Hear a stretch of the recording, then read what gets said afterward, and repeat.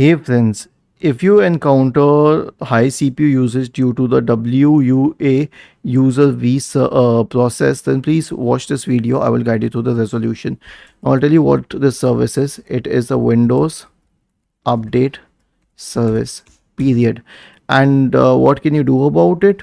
So there's not much you can do about it, but I'll suggest the following solutions. So the first one is right click on the start button, select settings from the menu, go to the Windows Update tab, click on check for updates and let the updates pass through since you have already started them.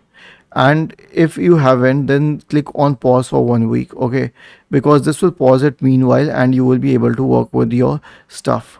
And the second one is that you can go to advanced options and then you can select this option here for active hours, and you can change the active hours such that it doesn't process between these active hours. Like currently it's 8 a.m. to 5 p.m, but after 5 p.m the Windows update process can initiate. So if you're working on your system from 6 a.m to 7 a.m or even later, then you may face this issue. So you can change this to manually and change the active hours to, let's say, 9 p.m.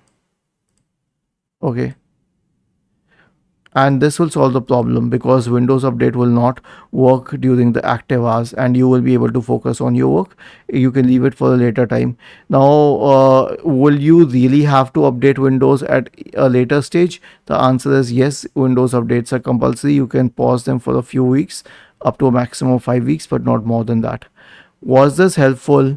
If yes, then please subscribe to the channel, and if not, then let us know in the comment section of the video on how we could help you further. Thank you for watching this video and have a nice day.